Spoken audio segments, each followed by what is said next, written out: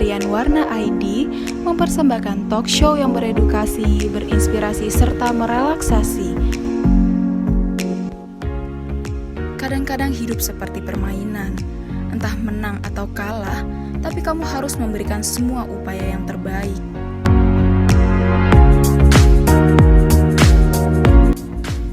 Jangan takut dengan keadaan, tapi takutlah akan hidup sebagai muda-mudi yang tidak bisa apa-apa dan tidak bisa memberikan kontribusi terhadap bangsa dan negara.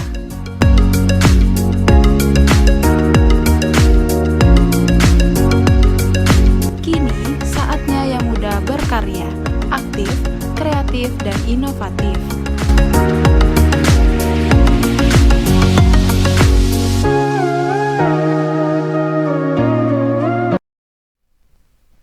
Assalamualaikum warahmatullahi wabarakatuh. Waalaikumsalam warahmatullahi wabarakatuh. Tabi pun, selamat Ya malam. pun. Selamat malam masyarakat Lampung, khususnya masyarakat Lampung Utara. Jumpa kembali bersama saya Ainun Basyira dan rekan saya Amalia, dalam tayangan talk show kesayangan kita semua di Ngopi. ngobrol pintar Iya, pada malam hari ini kita membahas tentang apa, Mbak Amal? tentang zona merah nih Mbak. Tentang zona merah. Seperti yang kita tahu ya Pak ya, sebelumnya ini kita sudah melalui zona tersebut. Silakan Iya. Mbak Amal. Oke. Secara nasional, pasca pergantian tahun atau tepatnya pada tanggal 17 Januari 2021, jumlah kabupaten dan kota yang masuk zona merah atau beresiko tinggi terhadap COVID-19 sebelumnya 70 menjadi 108. Artinya pasca pergantian tahun ada peningkatan 38 kabupaten dan kota dari data pekan sebelumnya yang masih 70 daerah tersebut. Dan juru bicara Satuan Tugas Penanganan COVID-19 Republik Indonesia, Wiku Bakti Bawono Adi Sasmito mengatakan bahwa dari 108 kabupaten dan kota yang masuk zona merah, hampir setengahnya berada di Pulau Jawa dan Bali. Untuk selebihnya tersebar di beberapa pulau Indonesia yang tidak terkecuali, yaitu Pulau Sumatera dan khususnya adalah Pulau Lampung sendiri. Oke Mbak Ambal, nah untuk mengetahui indikator ataupun penyebab dari zona merah serta bagaimana sih cara untuk keluar dari zona merah tersebut, di tengah kita telah hadir dari Kasubag Keuangan BPBD Lampung Utara yang pada kesempatan kali ini diwakili oleh Bang Roni Gunarto. Selamat malam Bang. Sehat ya Bang ya? Alhamdulillah. Alhamdulillah. Selanjutnya dari Kasih Dinas Kesehatan Bang Listiono SKM M. Epit. Selamat malam Bang. Selamat malam. Kayaknya ini Waalaikumsalam, ini jumpa pertama kita karena sebelumnya Dokter Dian terus ini yang hadir pada malam hari setiap malamnya. Oh iya. Oke, selanjutnya dari Kabak Ops Lampung Utara Bapak Kompol Hadi Sutomo. Selamat malam. Selamat malam. Assalamualaikum, sehat Pak? Waalaikumsalam warahmatullahi wabarakatuh. Selamat datang di talk show kita Pak, di Ngopi, Ngobrol Pintar, punya Warna ID Lampung Utara. Oke. Sebelumnya untuk Kabak Ops sendiri, minggu sebelumnya Kemarin ada Bang Nelson sendiri ya, ada hari ini kebetulan sudah ganti ternyata. Mudah-mudahan betah Pak di sini. Amin. Sehat selalu ya Pak ya. Amin amin amin. Iya. Oke, sepertinya langsung saja kepada Bang Listiono. Gimana Bang tentang perkembangan zona sendiri yang ada di Lampung Utara sampai saat ini? Silakan Bang. Iya. Terima kasih. Langsung saja nih Mbak ya. Iya. Untuk sama-sama sudah kita ketahui bahwa untuk Lampung Utara zonanya hari ini adalah orange, Orange, yang sebelumnya merah. merah gitu. Nah, apa namanya, zona ini memang istilahnya sebagai alert atau kewaspadaan untuk kita semua, Iya. baik kita yang di pemerintahan maupun seluruh masyarakat. Betul. Ada lagi yang ingin kita ketahui, kami ingin tahu berapa sih jumlah kasus COVID-19 di Lampung Utara ini secara keseluruhan sampai saat ini? Sampai saat ini, sampai sore tadi, data yang masuk di kita 852.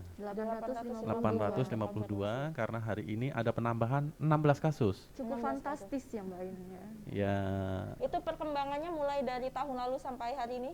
ya total Ya, keseluruhannya. total Untuk hari keseluruhannya. ini saja Yang baru diumumkan tadi ada 16 kasus. Gitu.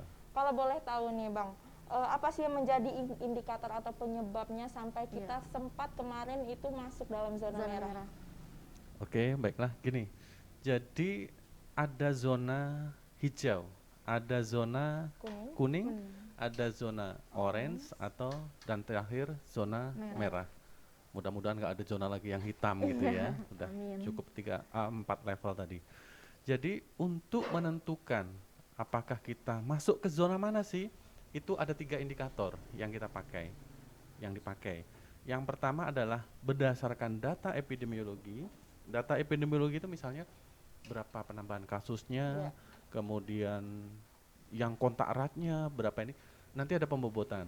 Itu yang pertama, data epidemiologi. Yang kedua, data surveillance. Data surveillance itu berapa yang berhasil kita lacak, berapa yang berhasil kita lakukan pemeriksaan spesimennya, terus kemudian berapa yang negatif atau positif. Itu yang kedua. Dan yang ketiga adalah data fasilitas pelayanan kesehatan kita. Jadi dari ketiga indikator tadi nanti ada bobotnya masing-masing kriteria tadi, ada bobot, ada skor, nanti ketemulah. Jadi secara kumulatif nanti kalau nilainya 0 sampai dengan, sebenarnya zona itu adalah merupakan tingkat resiko gitu. Makin makin angkanya skornya kecil, malah justru makin tinggi.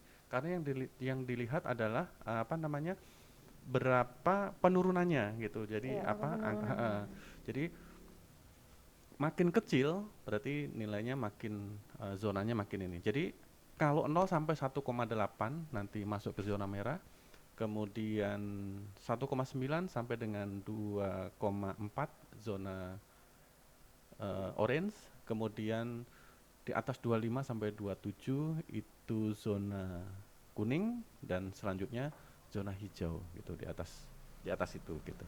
Iya, oke, begini Bang. Ada yang membuat kita ini, masyarakat ini sedikit bingung nih. Kenapa padahal peningkatan kasus terkonfirmasi ini setiap harinya sebenarnya selalu ada saja yang terkonfirmasi COVID-19, tapi kenapa kita sudah turun menjadi zona oranye dari zona merah sebelumnya? Nah, ini memang lagi-lagi kita berdasarkan scoring berdasarkan 3 indikator tadi. Kan misalnya kita ambil contoh yang indikator epidemiologi. Kita kasih skor 3 jika ada penurunan lebih dari 50%. Penurunan ya. Coba kita bandingkan dengan waktu kita zona merah. Penurunannya sejauh mana gitu. Nah, gitu. Kemudian indikator yang lain.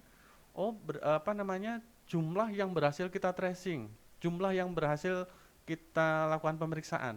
Nah, dari indikator-indikator skor itu, ternyata ini sudah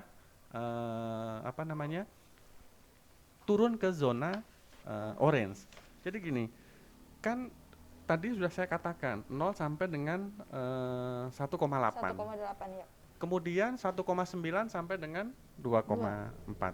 Padahal kalau 0 sama 1,9 jaraknya jauh itu. Tetapi kalau misalnya 1,8 dengan 1,9 kan jaraknya sedikit. Nah, jadi memang sekali lagi bahwa zona ini untuk kewaspadaan. Dan jangan bangga yang misalnya saya zonanya nggak zona merah, terus saya boleh nggak menerapkan protokol kesehatan. Nah, itu jangan. Atau gini, misalnya ini kan berdasarkan wilayah ya, kecamatan Kota Bumi misalnya. Kemudian kecamatan Kota Bumi itu terdiri dari desa-desa.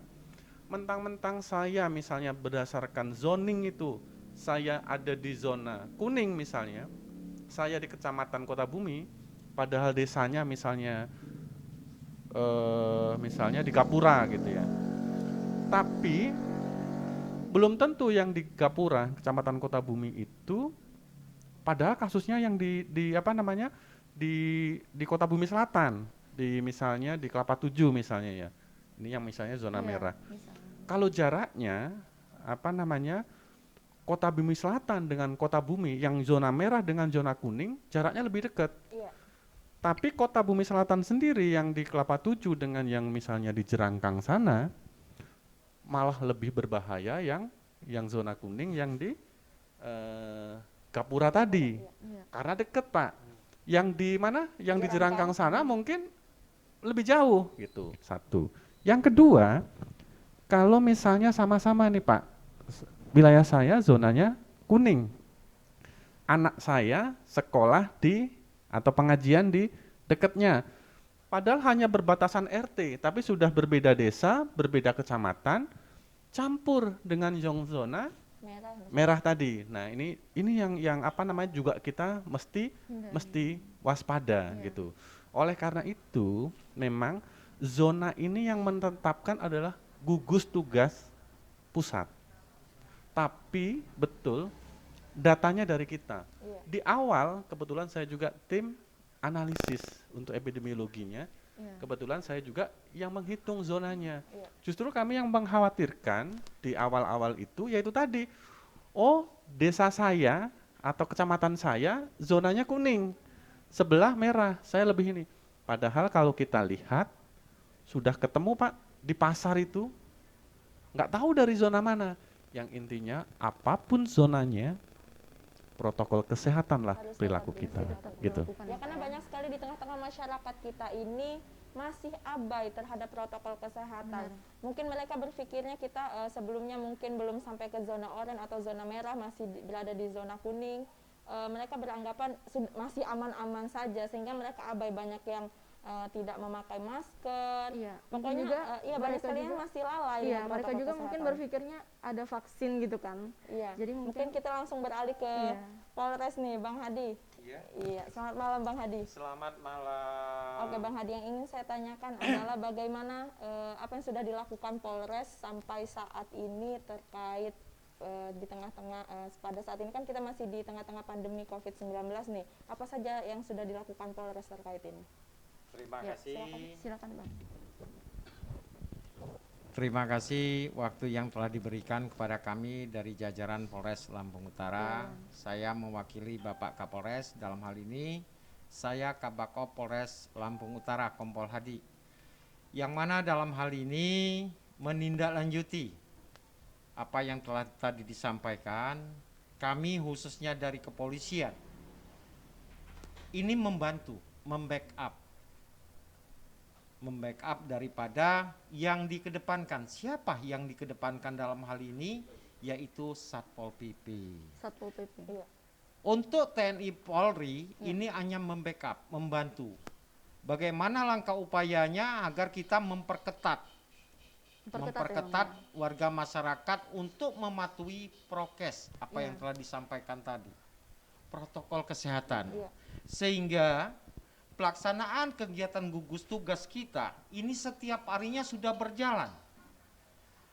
berjalan bersama-sama, baik dari BPBD, dari kepolisian, dari tentaranya atau TNI, dari dinas perhubungan. Ini sudah berjalan semua, dan alhamdulillah, syukur kita melaksanakan kegiatan itu pagi, siang, sore, dan malam bersama-sama, agar kiranya masyarakat dapat mematuhi protokol kesehatan yang kita utarakan tersebut. Ya mungkin dalam ini yang utama itu bagaimana langkah upaya masyarakat itu sadar akan menggunakan masker. Iya. Yang pertama. Kedua, menghindari kerumunan masyarakat atau kerumunan massa yang ada. Yang ketiga, yaitu kita mencuci tangan, menjaga jarak satu sama lainnya, sehingga insya Allah hal tersebut ditekan, sehingga kita yang tadinya zona merah sudah menjadi zona oranye, Pak Dokter ya. Nah itu, inilah kerjasama. Mari kita bekerja sama dan sama-sama bekerja. Oke. Berarti Simbol yang ada, apa yang saya sampaikan, apabila kita bekerja sama dan sama-sama bekerja, insya Allah satu sama lainnya akan menyatu untuk memperkecil angka-angka kematian. Iya. Itu yang dapat kami sampaikan, kurang dan lebihnya terima kasih. Oke. Lanjut, Ya, ada yang mau berarti- ditanya lagi, Bang? Iya, Mbak tadi ada yang mau ditanya nih Mbak Ainun. Berarti sebelumnya ini Polres sempat melakukan kebijakan-kebijakan ya, Bang ya, untuk masyarakat itu sendiri gitu, Bang. Sempat nggak, Bang, membuat kebijakan-kebijakan ataupun pelarangan-pelarangan? Kami dari kepolisian melalui Babin Kantipmas, Iya. ya, melalui Babin Kantipmas dan anggota Kantipmas itu ada di desa-desa ya. Desa-desa, Iya. ya. Biar kita ketahui di sini ada 23 kecamatan. Iya. Sekian ratus desa, 230 ya kurang lebihnya apa desanya. Jadi setiap desa tersebut itu ada Babin Kantipmas menghimbau, memberikan himbauan, arahan serta petunjuk kepada warga masyarakat untuk mematuhi protokol kesehatan. Iya. Itu upaya-upaya kita. Selain daripada itu, kita pernah dikeluarkan maklumat Bapak Kapolri. Kita pasang maklumat tersebut, baik itu di kota, di desa maupun di kecamatan. Kita sosialisasikan kepada warga masyarakat. Lihat isi maklumat tersebut, apa dan tujuannya. Kita punya sanksi loh. Punya Iya. sanksi ya, Bang? Nah, kita punya sanksi loh. Apabila kamu melanggar, sanksinya di sana ada ketentuan yang Iya. ada. Jadi agar kiranya masyarakat itu dapat mematuhi. Iya. Alhamdulillah syukur untuk Lampung Utara ini masyarakatnya masih mau mematuhi. Ada di tempat-tempat lain yang sekarang ini termasuk zona merah itu di wilayah Bandar Lampung, Iya, Iya. betul. Metro, merah. dan Lampung Selatan. Nah, untuk kabupaten kota yang lain, Iya.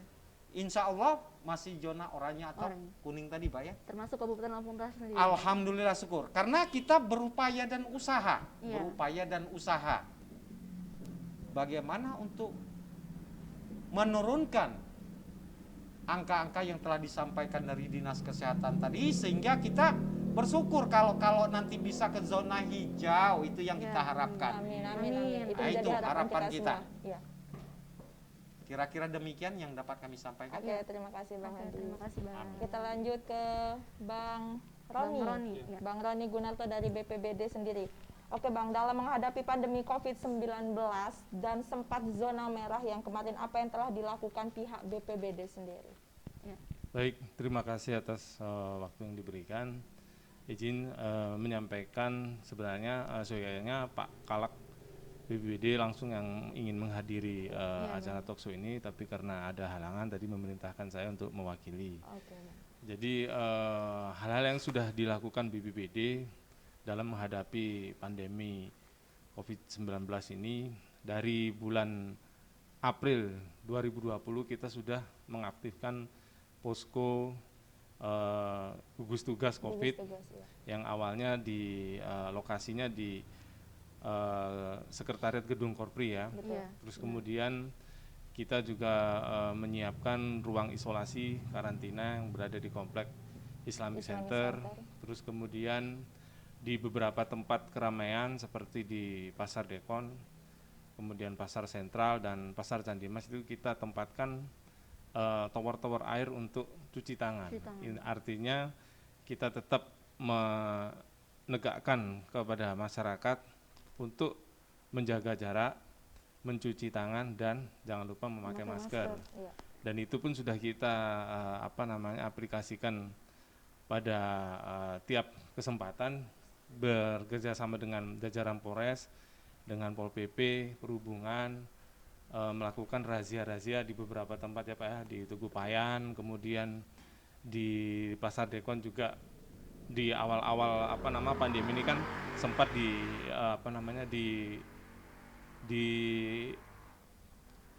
dirikan posko juga, artinya untuk memantau kerumunan warga, Iya. kemudian menghimbau warga ini tetap mematuhi protokol kesehatan, Iya, memakai masker, menjaga jarak. Ya, Itu. Pak, dalam melakukan razia tersebut ada sanksi-sanksi yang diberikan kepada pelanggar protokol kesehatan sendiri berupa apa, Pak? Sejauh ini mungkin sanksi yang diberikan Hanya teguran? bukan hanya teguran, mungkin ada sifatnya hukuman seperti push up, terus kemudian menyanyikan lagu kebangsaan, begitu semacam itu. Ya, ada juga sanksi-sanksi sosial yang dikenakan. Oke Pak, sebelumnya ini kan kita memang kita pernah melewati zona merah beberapa hari yang lalu ya Pak ya. Masih banyak sekali yang disebabkan itu dari kerumunan Pak yang timbulnya, misalkan dari pesta. Adakah dari BPBD sendiri kebijakan atau larangan yang dibuat untuk hal tersebut Pak? Karena sampai saat ini kan masih beruntun ya, banyak sekali yang melakukan kerumunan pesta dan lain sebagainya. Iya. Tepatnya pada tanggal 20 Januari kemarin, Satuan Gugus Tugas itu sudah berkoordinasi juga dengan kepolisian, kemudian dengan Kodim dan beberapa anggota lainnya. Akhirnya kami merumuskan untuk memberi masukan untuk pimpinan di daerah. Akhirnya Pak Bupati mengeluarkan surat edaran pada tanggal 20 Januari itu yang isinya pemerintah Kabupaten Lampung Utara tidak lagi memberikan rekomendasi izin keramaian. Artinya tidak melarang keramaian itu atau penyelenggaraan acara itu diselenggarakan, tetapi tidak memberikan rekomendasi izin keramaian. Tetap penyelenggaraan keramaian itu bisa dilaksanakan dengan tetap menegakkan protokol kesehatan seperti memakai masker, menjaga jarak, kemudian mencuci tangan, dan kapasitas ruangan ataupun tempat yang digunakan itu kalau bisa 50%. Iya. Karena kita tidak bisa juga melarang orang untuk melakukan hal tersebut karena memang sudah menjadi rencana mungkin dari tahun-tahun sebelumnya, dan juga banyak sekali pelaku usaha yang dirugikan, misalkan dari usaha dekor, organ dan lain sebagainya. Terima kasih Bang.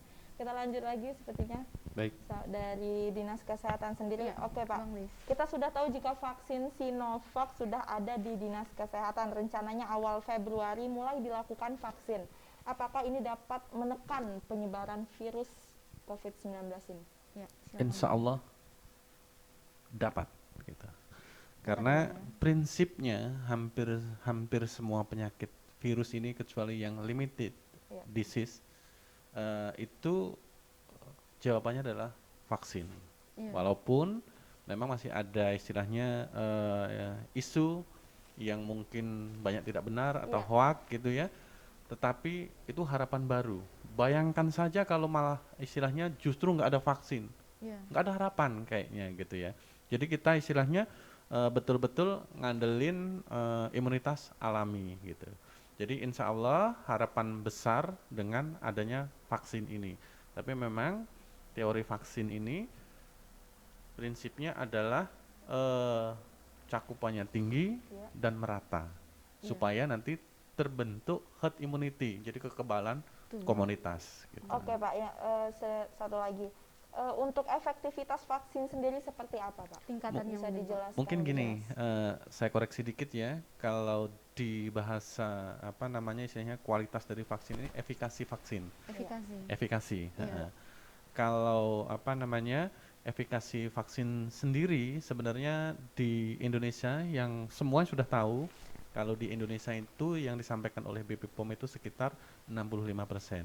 Memang ada efikasi yang di Brazil itu hanya 50,4% ya Pak ya.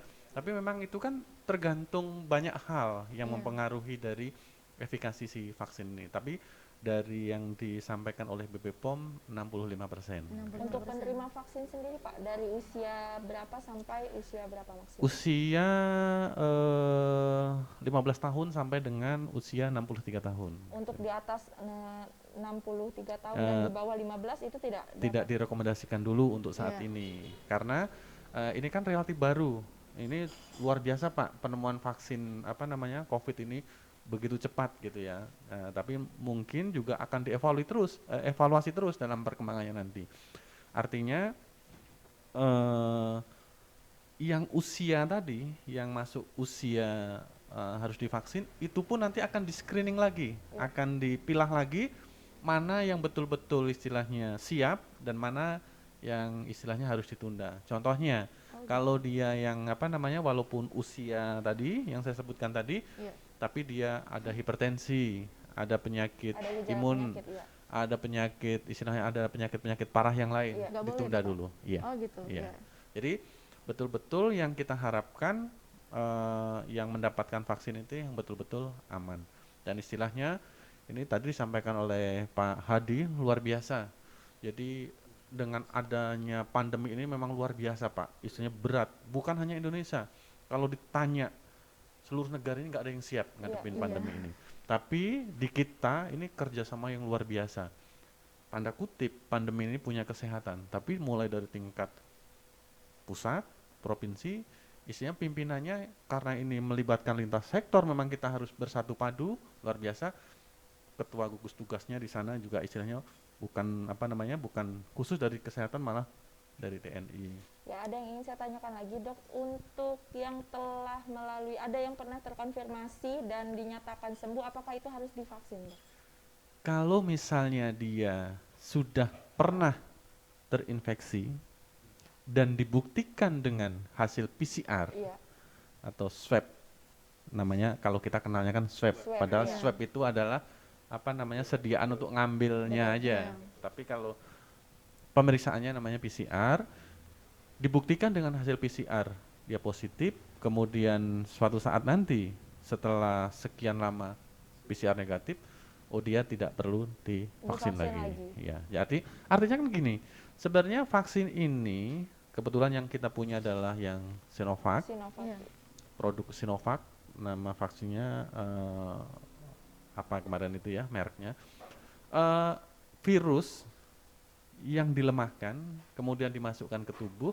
Jadi kan tubuh kita secara alami, ini luar biasa buatan Tuhan ini memang Pak, akan membentuk ini ada apa musuh nih, keluarlah antibodi gitu. Antibodi untuk tapi kan virusnya memang udah dilemahkan. Teori virus apa namanya, vaksin seperti itu semua, baik itu yang apa namanya hepatitis, kemudian polio gitu, semua seperti itu. Tapi memang makin kesini juga ada yang rekombinan atau unsur dari virus itu, sehingga prinsipnya ada lawan ini, ada musuh, siap-siap mengeluarkan antibodi gitu. Untuk efek sampingnya sendiri dari vaksin Sinovac ini dok? Kalau di vaksinasi ini mungkin juga sambil kita apa tadi, kopi ya Mbak ya? Kopi, ya. Apa namanya? Ngopi. Oh iya, ngopi. Ngobrol pintar. Sekalian kita belajar bersama-sama ya. Penting banget. Jadi kalau untuk istilah divaksinasi kan ada efek samping yang biasa kita ini. Kalau ini adalah di vaksinasi ini kita sering memberikan istilah adalah efek simpang. Kalau untuk penyakit apa namanya obat itu efek samping. Ini kalau vaksin lebih kita kenal dengan efek simpang gitu. Sebenarnya prinsipnya sama dengan vaksin-vaksin yang biasa rutin sudah kita gunakan itu. Mulai dari namanya kita istilahkan sebagai KIPI, kejadian ikutan pasca imunisasi. Mulai dari yang ringan, bengkak, kemerahan gitu. Nah, makanya ketika kita nanti vaksin COVID ini ada 5 meja, termasuk di situ ada penyuluhan. Ketika nanti terjadi itu tadi efek simpangnya, apa yang harus dilakukan? Kalau dia ringan bisa dikompres air hangat, tapi kalau misalnya dia berat, dia harus kemana gitu. Jadi memang mulai dari apa namanya bengkak, kemerahan, kemudian ada juga sampai ke shock anafilaktik. Makanya seluruh tempat pelayanan vaksinasi kita siapkan juga untuk apa namanya obat untuk menangani shock anafilaktik. Shock anafilaktik itu shock yang diakibatkan oleh pemberian apa namanya, bukan hanya vaksin sebenarnya tapi seluruh obat. Tapi kejadiannya kecil banget. Reaksi penerima ya. 1 dari sekian juta. Tetapi walaupun kecil kejadian itu, kita harus tetap siapkan antisipasinya. Ya, hal-hal seperti ini memang seharusnya masyarakat tahu, karena memang banyak sekali hoax yang bertebaran di media sosial terkait vaksin ini. Banyak sekali mungkin ada hoax di sana sampai vaksin itu bisa menimbulkan kematian, itu sebenarnya hoax ya. Iya, jadi gini, itu sejak polio dulu Pak. Paling aman sebenarnya polio itu ketika kan hanya ditetes saja ya. Kalau sekarang memang disuntik. Jadi sebenarnya ketika kita menyelenggarakan, pemerintah itu menyelenggarakan vaksinasi seluruh Indonesia, itu angka kematian kita itu sekian, Pak. Begitu vaksinasi juga sekian. Jadi nggak ada sebenarnya kenaikan, tapi betul ada koinsiden. Kebetulan pas divaksin, pas kebetulan serangan jantung. Ini saya kasih contoh ya, waktu yang polio dulu, hanya ditetes. Anaknya meninggal Pak, habis divaksin. Tetapi setelah ditelusuri apa? Habis divaksin, namanya anak kecil nangis. Kemudian sama ibunya biar nggak nangis apa? Dikasih makan. Kebetulan yang dikasih makannya apa? Klepon. Tahu klepon? Karena lengket Pak. Iya, lengket. Jadi meninggalnya bukan karena vaksinnya, karena keselelek klepon gitu. Jadi meninggalnya karena keselek itu. Karena keselek nggak bisa napas gitu. Jadi itu yang namanya koinsiden. Gitu. Jadi tapi memang banyak yang mengiranya karena vaksin polio. betul dia meninggal habis divaksin. Tapi setelah setiap kejadian baik KIPI ringan maupun KIPI berat, kejadian ikutan pasca imunisasi yang ringan maupun yang berat, kita selalu lakukan surveillance.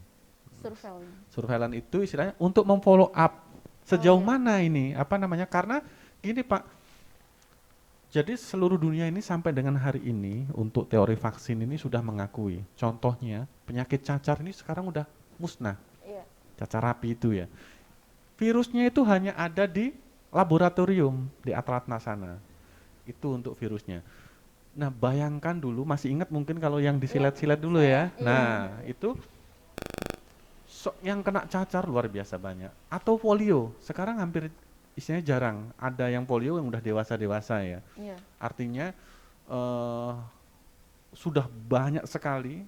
Ini kalau contohnya ya DBD itu Pak, atau HIV yang belum ketemu vaksinnya, itu riset untuk itu menghabiskan banyak sekali uang. Ini yang sudah ketemu, tolong masyarakat manfaatkan dengan maksimal. Pemerintah sudah beli gratis loh Pak, gitu. Tapi sekali lagi ada yang pro dan kontra. Satu kata kuncinya karena belum paham betul. Tapi itu juga tanggung jawab kita bersama, termasuk media berarti Betul. untuk membantu menyampaikan kepada masyarakat. Memang efek simpang tadi ada, tapi kejadiannya kecil. Ada yang di video-video itu ya, setelah ditelusuri, itu tanda kutip kayak histeria gitu Pak. Jadi histeria yang nular ke teman-temannya, yang satu kayak pingsan, histeris, yang lain ikut, jadi satu kelas ikut gitu. Dan perlu juga diingat untuk masyarakat untuk tidak mudah menerima berita-berita hoax yang ada di luar sana, dan juga jangan takut untuk divaksin. Dan harus diingat juga bahwa bukan berarti ketika kita sudah divaksin kita bisa terbebas dari COVID-19 ya dokter ya. Betul. Jadi tetap walaupun yang sudah divaksin atau yang belum divaksin, yang sudah divaksin tetap tadi terapkan protokol kesehatan. Ya, dokter, ada yang ingin disampaikan untuk masyarakat sendiri, bagaimana agar masyarakat ini tidak bandel untuk tetap menjaga protokol kesehatannya agar kasus COVID-19 di Lampung Utara ini dapat menurun dan jangan sampai kita berada di zona merah lagi. Terima kasih, kami dari kesehatan sebenarnya sama seperti yang saya sampaikan di awal tadi, apapun zonanya, protokol kesehatan harusnya perilaku kita itu. Kayak tadi yang disampaikan Mbak Amal, bahwa kok setelah libur ini kasusnya panen nih, tanda kutipnya gitu ya. Sebenarnya kami yang dari kesehatan itu sudah memprediksi. Dulu pas libur panjang Pak, setengah bulan kemudian, 3 minggu kemudian panen. Karena masa inkubasinya memang seperti itu. Nah sekali lagi tolong protokol kesehatan. Ini tadi Pak Roni sudah menyampaikan, sudah koordinasi, bahkan istilahnya pimpinan daerah sudah mengeluarkan SE 55 ya Pak ya. Yang intinya nggak boleh untuk nggak memberikan rekomendasi. Kalaupun terpaksa itu harus diselenggarakan, kata kuncinya protokol kesehatan, minta bantuan sekali lagi dengan Pak aparatur, kan takutnya sama Pak polisi Pak, sama Pak Babin Kantipmas Pak gitu. Pak Babin. Luar biasa di lapangan ya, jadi mohon tetap dukungannya Pak. Kami ini di bidang kesehatannya, tapi kalau misalnya ada keresahan di masyarakat karena positif Pak, kami nggak berani Pak mereka lebih galak dari kami, tapi Babin Kamtibmas selalu mendampingi kami. Iya. Terima Iya. kasih sekali lagi Pak. Oke. Jadi itu kata kuncinya protokol kesehatan, jaga jarak, cuci tangan, masker. Terima kasih. Dan harapannya ke depannya bagaimana Pak? Silakan. Memang ini tidak mudah. Pemerintah juga tidak memandang sebelah mata. Iya. Kesehatan memang perlu, tetapi priuk warga kita juga perlu. Iya, Jadi benar memang sekali. tidak bisa kita pungkiri aktivitas di luar rumah itu memang harapan kami yang kesehatan sih tetap di rumah. Tetapi kita tidak menutup mata, masyarakat harus tetap beraktivitas untuk urusan priuknya Pak. Iya. Nah oleh karena itu harapan kami sekali lagi tetap protokol kesehatan ketika terpaksa beraktivitas di luar rumah. Iya. Gitu. Oke, terima kasih Pak. Kita sebenarnya lanjut ke Pak Roni Bang dari Roni. BPBD. Silakan Bang sampaikan kepada masyarakat agar COVID-19 di Lampung Utara ini menurun dan jangan sampai kembali lagi ke zona merah. Silakan Bang. Baik, himbauan yang perlu disampaikan kepada masyarakat ini selalu pakai masker. Iya. Ayo pakai masker. Masker ini melindungi kita juga melindungi orang yang berada di kita. sekitar Iya. kita. Itu saja. Harapannya ke depannya Bang seperti apa sih? Untuk masyarakat Lampung Utara. Kalau semua bisa mematuhi protokol kesehatan, semuanya bisa bekerja sama dalam upaya memutus mata rantai penyebaran COVID-19 ini. Insya Allah COVID-19 ini bisa kita lalui sama-sama. Kita semua bisa selamat bisa melaluinya. Itu. Oke, terima kasih Pak Roni. Iya. Silakan Pak Adi dari kepolisian sendiri. Silakan disampaikan, mungkin ada yang akan disampaikan kepada masyarakat terkait Harapannya untuk ini. Terima kasih. Yang mana dalam hal ini kami dari kepolisian mengharapkan Iya. kepada warga masyarakat Kabupaten Lampung Utara khususnya Iya. patuhi dan taati protokol kesehatan. Semoga kita ke depan lebih aman, tentram, dan damai. Sekian, terima kasih. Oke, terima kasih. Singkat, padat, dan jelas. Terima kasih Pak Adi. Boleh, Pak. Ada Silakan, yang Pak. disampaikan lagi? Silakan Pak. Maaf, sebenarnya kata kuncinya ada 3M tadi Pak. Iya, 3M. Tapi ini saudara-saudara kita juga Pak, masih kadang-kadang ada yang pro kontra, ada yang nggak percaya gitu. Tapi ingat, jadi biasanya masyarakat kita ini kalau belum kebentur itu belum mau percaya Pak. Iya. Jadi sebagai ilustrasi biar nanti taat untuk melaksanakan 3M, rumah sakit di Bandar Lampung sebagian tempat tidur untuk COVID-nya sudah penuh Pak. Iya. Jadi udah ngasih tahu, nge-send ke kabupaten, dan kita yang sudah dari yang kita siapkan itu tinggal beberapa tempat tidur lagi. Ada 4 tempat tidur. Jangan sampai Nah, ada di luar sana. Anda Abangnya berada juga di tempat jangan tidur jangan itu anu ya, sendiri. jangan nempati tempat tidur itu Bang ya, gitu. Nah, artinya ini bukan hoak. Betul.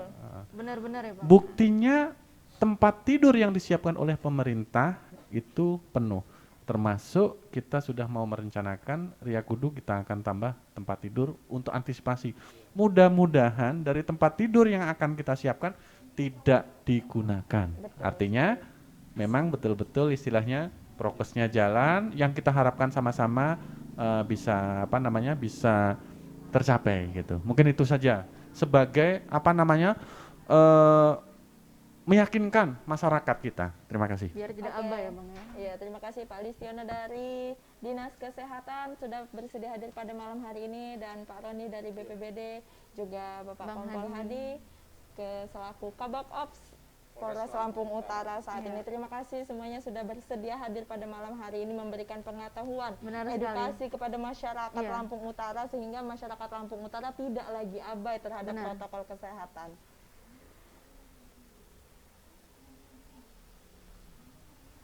Sudah menjadi harapan kita semua bahwasannya kita menginginkan keadaan pulih kembali seperti sedia kala, terbebas dari pandemi COVID-19 ini. Namun sepertinya kita benar-benar harus lebih bersabar lagi. Menjaga dan melindungi diri adalah tugas kita bersama. Sayangi diri kita, keluarga kita, dan orang-orang yang berada di sekitar kita. Tetap menjaga protokol kesehatan dan 3M. Ya, dan harapannya sendiri untuk masyarakat Kabupaten Lampung Utara, seperti yang sudah disampaikan narasumber-narasumber kita yang sangat berkompeten pada malam hari ini, jangan abaikan masker dan tetap jaga protokol kesehatan. Oke, saya Ainun Basyira dan rekan saya. Dan saya Amalia. Mohon izin dari Ngobrol Pintar. Kita jumpa kembali minggu depan. Wassalamualaikum warahmatullahi wabarakatuh. Waalaikumsalam.